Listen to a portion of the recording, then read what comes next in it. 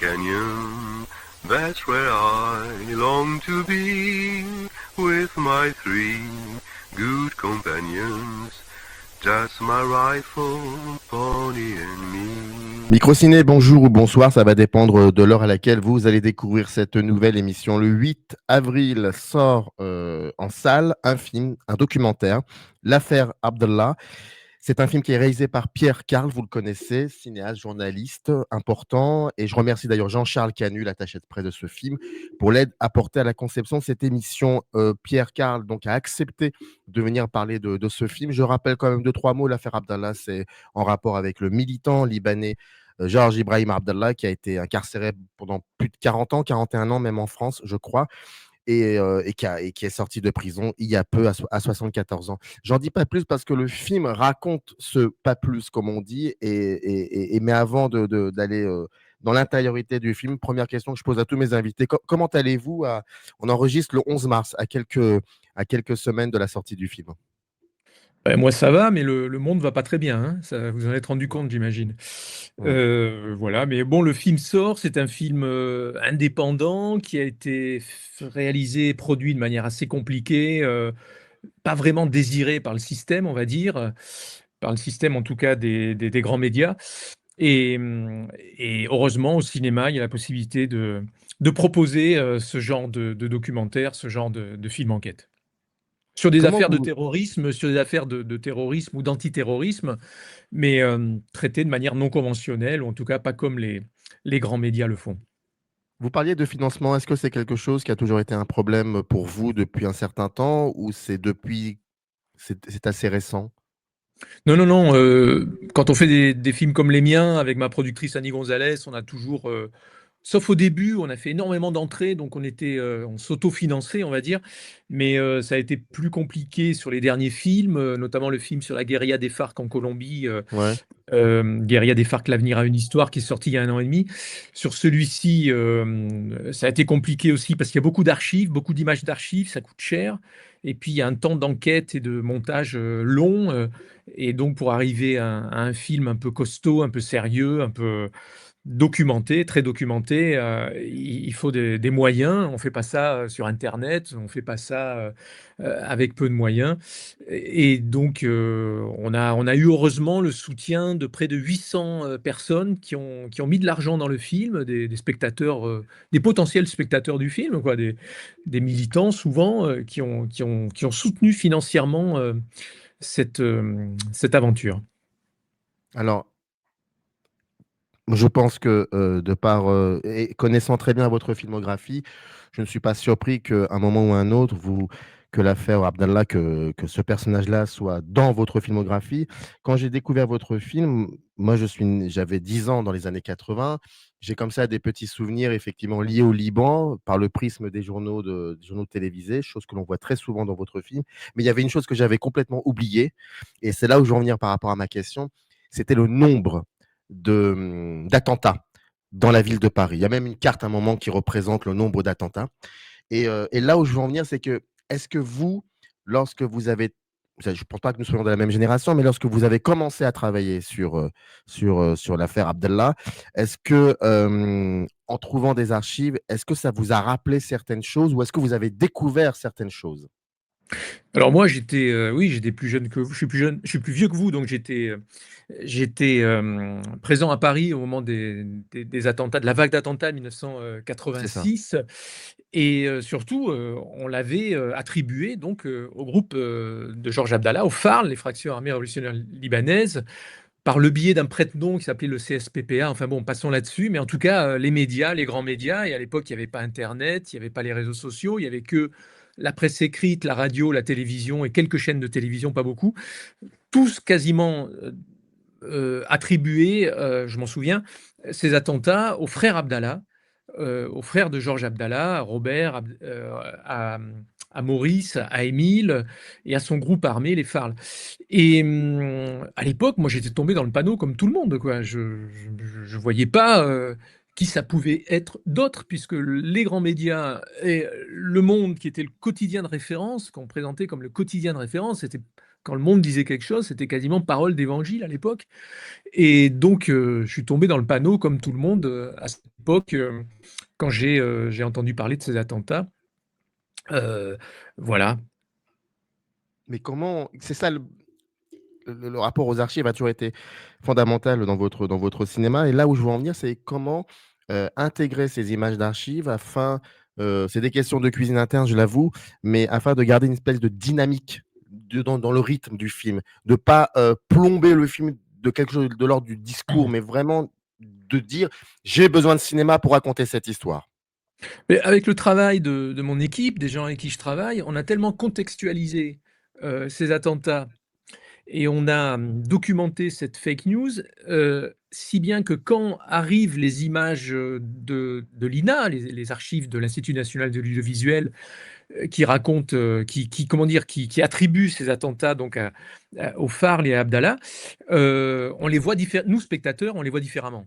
Puisqu'il y a eu cette contextualisation qui fait que, bah, vous ne voyez pas les archives pareilles. Tout d'un coup, elles prennent un autre sens. Quand vous entendez parler de Kobayat, ce village au nord Liban, présenté comme un village moyenâgeux avec des tribus, des clans, bah là, vous voyez l'idéologie apparaître. Tout d'un coup, elle crève l'écran, elle saute aux yeux, quoi. L'idéologie des journaux télévisés français et des grands médias français, voilà. Mais pour cela, il a fallu trouver aussi quelques journalistes, comme, Véronique Brocard de Libération, par exemple, qui ont, accepté de porter un regard critique sur leur travail, ce qui est pas évident, ce qui est pas évident. Ouais. Elle le dit d'ailleurs. Elle dit: «Mais qu'est-ce qu'on a écrit comme conneries?» Je me souviens très bien Ouais, de cette ouais, phrase. ouais.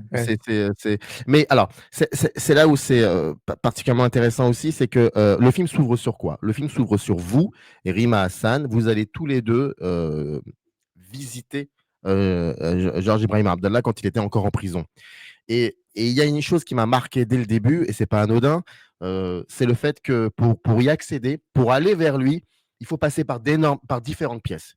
1 pièce, 2 pièces, 3 pièces, toujours les portes elles sont fermées constamment, mais elles s'ouvrent, hein, constamment, mais c'est au moins 7, 8 pièces. Il y a cela, 1. Il y a un moment aussi au plein milieu du film quand, il est condamné à perpétuité, il y a un plan, je pense dans une voiture, c'est un travelling latéral avec une musique et en fait vous filmez, le côté de la prison et c'est long. Ce qui dit aussi que voilà, ça va durer un certain temps. Là où je veux en venir, c'est que quand je vous vois parce qu'on vous voit aussi dans le film, parfois on vous voit. Au début, on vous voit en tout cas. Ce moment-là avec Rima et le fait d'aller de pièce en pièce, est-ce que ce moment-là, quand vous l'intégrez dans le montage, j'imagine que ça explique aussi le nombre de pièces que vous avez dû ouvrir et parfois des surprises en surprise que vous découvrez. Parce qu'il faut le dire, hein, ce qui est assez incroyable, moi j'ai l'impression quand je vois votre film, quand j'entends les journalistes de l'époque, j'ai l'impression d'être sur Twitter. Et mais c'est impressionnant, la résonance avec les fake news. Et Ouais, aujourd'hui, vous le dites très bien, quelques-uns qui ont accepté de revenir là-dessus se disent, bah oui, ouais. on n'avait pas d'intermédiaire, on n'avait rien. Ouais, tous n'ont pas accepté ce travail autocritique, hein. Ouais, Mais notamment un ancien journaliste du Monde, que je ne citerai pas le nom. on le devine, Ce on le qui était devine. ce qui était important, on avait tenté à un moment donné de faire que le film démarre, sans voir Abdallah, sans le voir. On avait quelques photos, mais on n'avait pas le bonhomme en prison dans sa cellule, comme vous l'avez vu en entrée de film. Et en fait, on s'est vite rendu compte que par rapport à l'image, dominante, représentation dominante, c'est-à-dire la figure du terroriste, il fallait à un moment donné l'humaniser. Il fallait à un moment donné que le spectateur, il ait l'image de ce bonhomme, la plus juste possible. C'est pour ça qu'on a bataillé, j'ai bataillé pour, réussir à aller tourner une séquence, en cellule, dans sa cellule avec lui.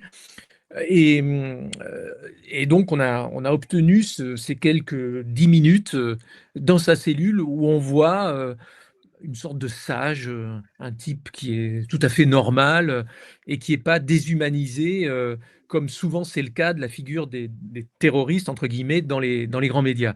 Donc ça, c'est très important d'obtenir, cette séquence, d'arriver à la tourner. Hem, Moi simplement je l'ai tourné, hein, j'apparais pas dans cette séquence. On entend ma voix peut-être, parce que je pose une question, mais c'est tout. Ça aurait pu être On voit tourné. votre, on voit pas votre visage, mais Ah, je sais pas, dans je vous un devine en tout cas. reflet, dans un Oui, reflet, oui, d'accord. oui, oui, oui. Mais en tout cas, c'est pas important. Ce qui importe surtout, c'est Enfin, de oui, oui. voir et d'entendre, Georges Abdallah en confiance. Alors tout ça, pourquoi? Parce que je l'avais visité plusieurs fois au parloir. Je n'ai pas débarqué comme ça dans sa cellule où il Oui. aurait été peut-être moins en confiance pour parler. Il savait pas il savait que j'avais pas d'intention néfaste, nuisible à son égard, comme beaucoup de journalistes en ont eu pendant toutes ces années. Et donc, on a réussi à approcher au plus près l'humanité du bonhomme. Et ça, c'était très important parce qu'après, dans le film, chaque fois qu'on va l'évoquer comme un terroriste, nous, spectateurs, vous, spectateurs, vous avez en tête cette image-là et vous vous dites, non mais là, il y a une arnaque quand même. On nous présente ce type-là tout le temps comme un terroriste, on utilise tout le temps le vocable terroriste, qui est la nouvelle figure du diable, pour évoquer ce résistant, pour évoquer ce combattant communiste libanais pro-palestinien. Et là, il n'y a pas besoin de commentaires. D'ailleurs, le film n'a pas de voix off ni de commentaires. Il n'y a pas besoin de commentaires. Vous faites tout de suite, vous relativisez tout de suite les propos qui sont tenus par des journalistes évoquant le terroriste Abdallah, en ayant eu la possibilité de le découvrir quelque temps plus tôt, au début du film, dans sa cellule. Mais il y a pas qu'avec l'ouverture du film, il y a aussi par rapport au Bien fait sûr, qu'on bien sûr. on entend, on entend celles et ceux qui ont participé à cela, Ouais. parfois de manière un peu. Enfin, on les entend parler aussi. Et donc, on a plein d'images comme ça qui se contredisent. Et là où je veux en venir, c'est que jusqu'à quel niveau, jusqu'à quel degré vous faites confiance au spectateur et à l'intelligence de la spectatrice et du spectateur par rapport à ce flux d'images du passé, des journaux, des archives. Ben, Ça m'intéresse beaucoup, ça. comme je vous le disais au début, à partir du moment où on a contextualisé correctement et que le spectateur a tous les éléments, on peut lui livrer des archives, il est en mesure de les décrypter, il est en mesure de les décoder, il est en mesure de voir l'idéologie, de voir la fake news, de voir les propos très orientés contre Abdallah, les Farl et ce groupe armé communiste libanais. Donc voilà, il suffisait de tout contextualiser, d'avoir tous les éléments et il n'y a pas besoin de prendre le spectateur par la main ensuite pour lui dire ce qu'il raconte, ce sont des conneries. Il a tous les éléments pour en juger. Comment vous avez écrit, est-ce que vous avez écrit le scénario du est-ce que vous avez écrit un scénario?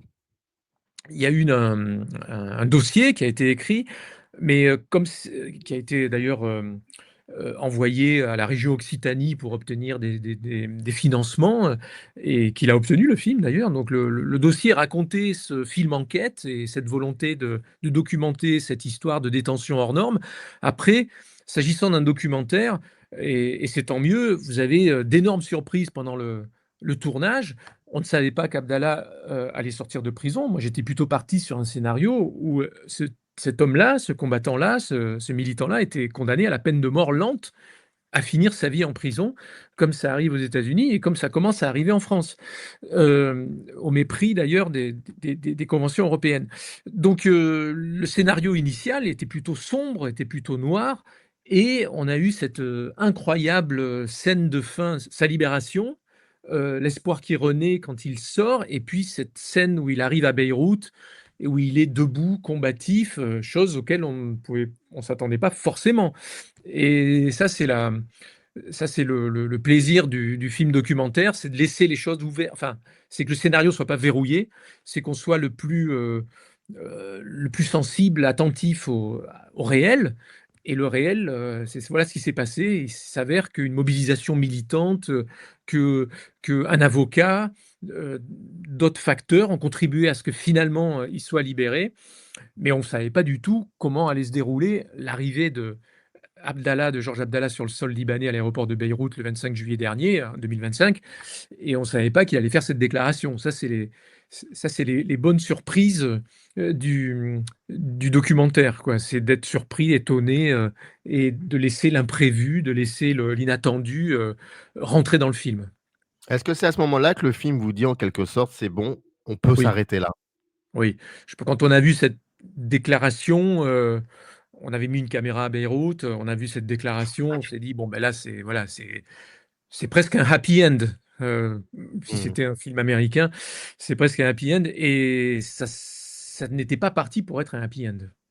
C'était parti pour être un film dénonçant le scandale des ingérences américaines dans ce dossier, du rôle des médias dans ce dossier, du gouvernement français, de l'exécutif français qui ne prend pas de mesures de grâce présidentielle. C'était parti pour être un film de dénonciation de toutes ces injustices commises à l'égard de ce militant communiste libanais pro-palestinien. Et finalement, le film va plus loin, quoi, que la simple dénonciation de ces injustices. Mais c'est ça qui est incroyable, c'est que quand on regarde ce film aujourd'hui en 2026, avec ce qui se passe maintenant depuis quelques jours par rapport à l'Iran, par rapport à Israël, par rapport à tous ces Mmh. États-là, avec les États-Unis, il y a deux choses qui sortent du film. Malgré le personnage de Georges Abdallah, bien évidemment, il y a la déontologie journalistique, mais ça, c'est quelque chose qui a toujours été votre fer de lance dans votre cinéma. Si on connaît bien votre cinéma, c'est important. Je pense à Pas vu, pas pris, par exemple, ou Enfin pris. Et puis surtout, l'ingérence américaine. Et là, il y a un truc incroyable, c'est que j'ai l'impression que le film résonne Mmh. résonne suffisamment avec ce que l'on vit depuis quelques jours, voire non, depuis quelques mois même, Alors par rapport à la ouais, alors les médias, nous ont souvent présenté là dernièrement, les ingérences américaines, dans les affaires européennes ou mondiales comme étant le simple fait du gouvernement Trump. Mais l'histoire qui est racontée, c'est avant Trump. mmh, Quand Abdallah, sa libération est sabotée par une intervention d'Hillary Clinton, secrétaire d'État américaine, qui appelle Laurent Fabius, à l'époque ministre des Affaires étrangères, qui en réfère à Manuel Valls, ministre de l'Intérieur, et à François Hollande, président de la République. On est sous Obama, là. On est sous Obama. Donc l'histoire des ingérences américaines, il ne faut pas écouter les médias là-dessus. Elle est continue. Elle n'est pas exceptionnelle avec Trump aujourd'hui. Trump, ça prend des formes encore plus grossières, encore plus énormes, mais les Américains n'ont jamais cessé d'intervenir dans les affaires mondiales et notamment de faire pression sur l'exécutif français en réussissant en 2013, en janvier 2013, à saboter la libération de Georges Abdallah. est-ce que votre film raconte aussi une certaine France des années 80, qu'on peut peut-être revoir de temps en temps dans le cinéma français? Je pense à L'inconnu de la Grande Arche. C'est différent, c'est autre chose, certes, mais on sent qu'il y a comme ça un retour aux années 80. Est-ce que ça raconte aussi le rôle de la France dans ce monde et puis surtout le rapport aux journalistes? Qu'est-ce que c'est un élément factuel? Comment on traite un élément factuel? De quelle position on se met? Est-ce que ça parle aussi de ça? Je ne sais pas si ça parle de ça. En tout cas, ce qui est certain, c'est qu'il y a une volonté dans le film de remettre de la mise en perspective historique, ce qui n'est pas le cas des grands médias, ce qui n'est pas le cas du système médiatique. Il raconte pas d'où ça vient. Et là, par exemple, on a contextualisé, nous, le moment où les FARL prennent les armes et commettent des assassinats ciblés dans les rues de Paris en 1982 en éliminant un attaché militaire américain et un fonctionnaire israélien qui s'est révélé être un membre du Mossad. C'est contextualisé, c'est-à-dire qu'on ne prend pas les armes comme ça. On les prend parce que votre pays est envahi par une puissance étrangère, en l'occurrence Israël qui a envahi le sud du Liban en 1978, puis ensuite en 1982, avec l'appui des États-Unis.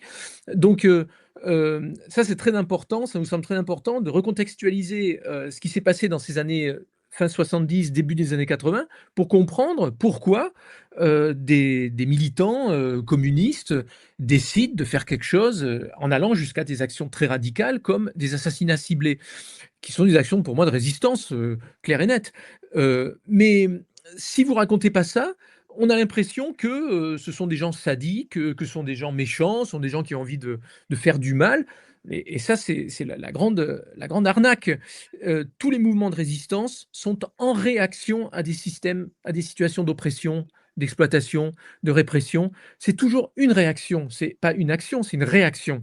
Et ça, c'est très important de le rappeler. Je l'avais fait dans mon film précédent sur l'histoire de la guérilla des FARC. J'avais raconté leur histoire depuis le début, depuis le moment où ces paysans colombiens se font massacrer par des milices paramilitaires dirigées par des grands propriétaires terriens, ce qui explique le fait qu'ils montent des milices d'autodéfense pour se défendre de ces exactions et qui vont finir par créer la guérilla communiste des FARC en Colombie. Mais là, c'est pareil. Si on pense que la résistance n'a pas de cause, n'a pas de raison d'être, on comprend rien. On se fait avoir par le récit médiatique. Et de la même manière que le conflit colombien, la guerre colombienne, elle n'avait pas démarré avec l'enlèvement de Ingrid Betancourt. Alors, c'est l'impression qu'on avait, c'est que c'était des méchants qui avaient enlevé une gentille dont on avait beaucoup parlé en France, Ingrid Betancourt. Non, ils l'ont pas enlevé comme ça parce qu'ils sont méchants, parce qu'ils sont bêtes, sadiques, je sais pas quoi. Ils l'ont enlevé parce qu'ils avaient besoin d'échanger des prisonniers, parce qu'ils en avaient 3000 en prison. Mais ça, c'était pas raconté par les médias. Et là, le 7 octobre 2023, c'est la même chose. On oublie tout ce qui s'est passé avant à Gaza. On oublie Mm. que cette réaction qui peut conduire à des actions terroristes, elle a des causes. Et c'est pas comme ça tout d'un coup que les gens du Hamas ont décidé d'aller massacrer des Israéliens et 800 civils et 400 militaires. Non, il y a des raisons, il y a des causes. Et si on n'a pas cette mise en perspective historique, si on se fait avoir comme spectateur. Voilà. Et moi, j'essaye de donner des éléments pour ne pas se faire avoir comme spectateur. Vous connaissiez très bien cette affaire-là, l'affaire Abdallah, quand vous avez commencé à y réfléchir, à travailler sur le film? Non, je la connaissais pas bien. Au début, d'ailleurs, c'était une commande du comité de soutien, d'une membre bordelaise du comité de soutien qui vient me voir à l'issue d'une projection d'un autre film qui avait rien à voir en 1960, en 2018, pardon, et qui me dit, on se connaissait parce que j'avais travaillé sur le groupe Action Directe au Mm. début des années 2000. J'avais fait un film, mais qui est jamais sorti en salle de cinéma, co-réalisé avec Georges Minangua, qui s'appelle Ni vieux ni traître, sur le groupe Action Directe. Et groupe armé français qui a commis des actions, des assassinats ciblés lui aussi dans les années 80. Et donc, les gens d'Action Directe avaient fini par être libérés, mais Georges Abdallah ne l'avait pas été. Et cette membre du comité de soutien me demande de leur filer un coup de main en faisant une vidéo de soutien en allant interroger des personnalités politiques, Philippe Poutou, Noël Mamère, Marie-Pierre Vieux, une députée communiste européenne, pour dire à quel point c'était scandaleux qu'ils soient en prison. Donc j'ai commencé à faire à répondre à cette petite commande, on va dire, militante, mais je me suis vite rendu compte qu'il y avait une affaire qui avait une histoire hallucinante, et je me suis dit non, il faut faire un film, un long métrage, et pas une vidéo militante. Donc il faut aller enquêter. Et là, j'ai commencé à travailler là-dessus ouais, en 2018. J'ai pas travaillé tout seul, il y a d'autres journalistes qui ont travaillé avec moi. Je me suis plongé dans les archives. J'ai découvert des archives formidables du procès d'Abdallah en 1987 avec l'avocat Jacques Vergès, qui était son avocat à l'époque, qui existait mais qui n'avait jamais été exhumé, y compris dans le film de Barbet Schroeder sur Jacques Vergès qui s'appelle L'avocat de la terreur. Je ne sais pas si vous voyez de quoi je Oui, parle. très très Donc bien. il y avait des archives incroyables de Jacques Vergès qui n'avaient jamais été utilisées, qui étaient dans un fonds d'archives français. Donc tout ça, je me suis rendu compte qu'il y avait une matière très riche, qu'on pouvait accéder à des gens qui étaient d'accord pour parler. Heureusement, on a tourné la plupart des entretiens avant le 7 octobre 2023. Je pense qu'après, ça aurait été compliqué pour certains de parler librement, sans s'auto-censurer, de parler par exemple de résistance palestinienne. Ça devenait compliqué pour certains d'utiliser ce simple mot. Et, et donc, j'ai réussi donc à aller jusqu'à, avec l'aide surtout de ma productrice et du soutien de plein de gens, j'ai réussi à aller jusqu'à ce film enquête sur l'affaire Abdallah. Vous avez mis combien de temps entre le moment où vous commencez à y penser et le moment où vous terminez la post-production? Bah, il s'est écoulé, écoutez, la post-production s'est achevée en fin d'année dernière et j'ai démarré cette enquête fin 2018, donc il s'est écoulé 7 ans. Alors, vous parliez du 7 octobre 2023, mais là où je veux en venir, est-ce que c'est un film qui a été, je ne parle pas des financements, qui a été facile à faire? euh, comment dire, oui, ça a été facile à faire par rapport aux interventions, aux intervenantes, aux intervenants, par rapport aux archives. Est-ce qu'il y a eu une certaine facilité à le faire, ce film, ou il y a eu des blocages? La seule censure à laquelle vous êtes confronté aujourd'hui, c'est la censure économique. C'est-à-dire qu'un film comme ça, il nécessite un certain nombre de moyens pour que ce soit une enquête sérieuse, costaud, qui soit le plus documentée possible, l'accès aux archives. Tout ça, ça a un coût. Donc, il faut déjouer parce que au départ, on avait présenté ce film à la télévision. On l'a présenté à Arte, notamment, qui a une case enquête. 2 fois 52 minutes, ça fait 1h40, c'est exactement la durée de notre film. Vous voyez, donc ça répondait Hmm. parfaitement à cette case. Ils ont refusé le film avec un prétexte totalement fallacieux, en indiquant que c'était une affaire trop franco-française et qu'elle n'intéresserait pas, en gros, le spectateur ou la spectatrice allemande. voyez le type d'argument qui nous a été opposé pour un film avec une ingérence des États-Unis dans les affaires européennes, une affaire sur fond de guerre israélo-palestinienne, bon, et une durée de détention hors norme, pas en France, mais en Europe. La détention d'Abdallah, elle est hors norme, pas simplement pour la France, mais pour l'Union européenne. Donc voilà, la télévision n'en voulait pas. On l'a même proposé à Netflix, figurez-vous. On est même allé Ah oui? proposer le projet à Mark Edwards, qui dirigeait les documentaires sur Netflix, qui n'ont même D'accord. pas répondu à notre demande, alors que le film avait toutes les qualités pour être un documentaire Netflix, une affaire de géopolitique, une fake news Oui, mais le non traitement, une fake monsieur, news non cher documentée. Karl, Ah beh, oui, le traitement vous pouvez imaginer qu'ils n'auraient pas quand traité même. les choses de la même manière, mais ils se targuent de ne pas avoir de censure, de ne pas avoir de limites, de documenter tout, ce qui est nécessaire de documenter. Si vous les écoutez officiellement, Netflix ne se fixe pas de barrières.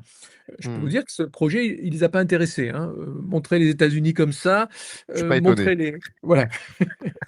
Donc finalement, restait le cinéma comme lieu pour diffuser et pour aller en production sur ce film, et c'est ce qu'on a fait. Ça n'a pas été facile, mais bon, comme je vous le disais, on a bénéficié d'un soutien de beaucoup de donateurs, de particuliers qui ont donné de l'argent pour que le film existe. On a eu quelques financements institutionnels et et au final, voilà, on n'a pas de comment dire? Le problème des films comme ça, des films enquête, c'est si vous n'arrivez pas à aller jusqu'au bout, du projet initial, si faute de moyens, vous n'arrivez pas à interviewer un tel ou un tel. Là, on a eu tout le monde. On a eu François Hollande, qui ne souhaitait pas être interviewé d'ailleurs, Laurent Fabius, qui n'était Oh pas d'ailleurs, génial, Laurent Fabius, c'est bien, c'est génial ce qui moment-là. n'était pas non plus trop d'accord. C'est des gens qu'on avait contactés, mais qui ne donnaient pas Oui, oui. de réponse. Donc, on est allé les chercher, mais ça prend du temps d'aller les chercher parce que c'est dans des lieux où vous n'êtes pas sûr de les avoir, bon, etc., etc. Mais on a fini par, à part Hillary Clinton, c'est la seule qu'on n'a pas réussi à interpeller. Elle était en France il y a 2-3 ans. On avait essayé de l'interpeller sur le câble diplomatique où elle demande à Laurent Fabius de saboter la libération d'Abdallah. Et, et là, il fallait des moyens importants qu'on n'avait pas pour faire ce type d'interview. Voilà, mais c'est le seul regret. Emmanuel Macron, on aurait pu éventuellement lui poser la question de savoir pourquoi il n'avait pas gracié Abdallah, étant donné cette durée de détention totalement hors norme. Hem, Là aussi, voilà, c'est le seul. Puis après, il y a des gens qui n'ont pas souhaité, figurer dans le film, et on ne s'est pas battu non plus pour aller les chercher. Je pense notamment à un journaliste du Monde, dont on ne citera pas le nom. Dès que l'on voit dans le film. 2 Oui. 2 2 questions, les 2 dernières, alors c'est pas une question celle je vais vous la première, mais c'est juste, un moment, enfin, je sais pas si on peut dire ça comme ça, si, c'est d'une beauté étrange. C'est l'un des frères, Abdallah qui, je crois fait une espèce de citation, un poème ou je ne sais quoi et il Mmh dit il mh, parle mmh. d'obscurité et puis pour aller vers la lumière. Je trouve ce Oui, oui. moment, voilà, particulièrement Oui, oui, étrangement il utilise le mot arabe nour, nour, lumière, hein, mmh, et il s'exprime en arabe d'ailleurs de chez lui, à Kobayad, dans ce village du nord du Liban d'où est originaire son frère et toute la famille Abdallah. Et oui, il utilise des termes assez poétiques il est à la fois énervé parce que ce qui lui est arrivé est terrible, ce qui lui est arrivé à lui et ses frères, d'avoir été désigné ennemi public numéro un en France en 1986. Il y a même eu d'ailleurs ils se sont demandé si leur tête était mise à prix et donc il aurait pu y avoir des mercenaires venant les chercher dans leur village, les capturant pour les livrer aux autorités françaises. Donc ils ont vécu quelque chose de très dur et malgré tout, il a l'espoir de voir son frère sortir. C'était en 2020 qu'on a réalisé cet entretien, donc 5 ans avant la sortie de son frère, et il utilise un langage, très poétique pour dire qu'un jour la lumière, surviendra. L'espoir, reste. Donc oui, c'est un moment qui est assez émouvant. Ils sont assez émouvants d'ailleurs, ces 2 frères et cette sœur qu'on a filmés, dans ce village et qui ont pas pu voir leur frère, pendant 40 ans, en effet, et qui ont pas réussi à visiter leur frère pendant 40 ans. C'est terrible d'avoir, pas détruit, mais en tout cas coupé, Georges Abdallah de sa famille, pendant ces 40 ans et 9 mois, parce que ça a duré 40 ans et 9 mois. et c'est important de préciser ça. Une dernière question, mais avant je rappelle donc l'affaire Abdallah sort le 8 avril, et c'est là où je vais en venir pour la dernière question. Vous parliez que le cinéma pouvait être ce lieu probable, mais dites-moi, est-ce qu'il y a beaucoup de lieux de cinéma qui vont l'accueillir ce film en France? de salles? Alors non, il va pas sortir, c'est pas un blockbuster, il va pas sortir, c'est pas Marsupilami 2, hein. Il va pas sortir, sur 600-700 écrans. En même temps, moi je me plains pas parce qu'on est dans un pays où il y a encore beaucoup de salles de cinéma indépendantes. On est le pays du monde où il y a le plus de salles qu'on appelle arts et essais et qui sont pour Exactement. la plupart d'entre elles des salles indépendantes. Il y a quelques refus de programmation aussi des fois, hein, ça arrive, hein, même y compris dans les salles, arts et essais, hein. C'est arrivé sur mon film sur les FARC, hein, que des gens ne souhaitaient pas le programmer parce que, ils estimaient que c'était, je sais pas quoi, une apologie du terrorisme, ce qui sont des conneries, mais bon, c'était perçu comme ça. La chance qu'on a, c'est d'avoir ce réseau de salles, un peu partout en France et donc le film sera visible. Après, il a pas le comment dire? On va pas faire de la publicité, comme le font certains films à gros budget. Donc, il va falloir que les spectateurs réclament à leur exploitant, à leur, directeur de cinéma, qu'il le passe. Ça, c'est aussi, quelque chose qu'on peut faire, hein, c'est aller dire: «Moi, je veux que ce film passe» et s'il y a plusieurs personnes qui viennent dire ça à un exploitant, il va dire: «Bah oui, on le passe», même si, il n'avait pas initialement prévu de le programmer.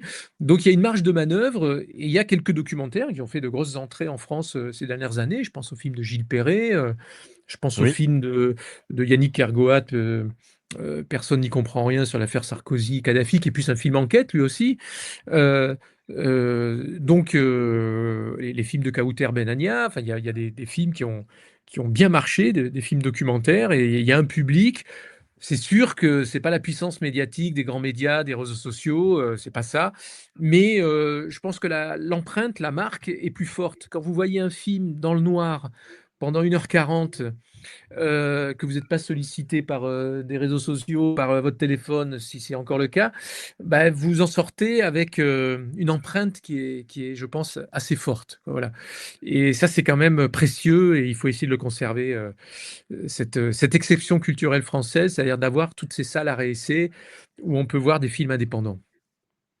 Bon, en tout cas, je sais qu'il y a des exploitantes et des exploitants qui regardent, cette chaîne. En tout cas, n'hésitez pas à le montrer, ce film, L'Affaire Abdallah, et n'hésitez pas, si vous avez l'occasion, spectatrices, spectateurs, que le film soit, passe dans votre ville ou dans votre région, dans votre commune. Il faut aller le Je je voir. Ça oui, juste, je vous en prie. je précise qu'il est distribué par, Yann Cacou et Philippe Leroux de ASC Distribution, qui est un distributeur très indépendant et qui soutient à fond, la sortie de ce film.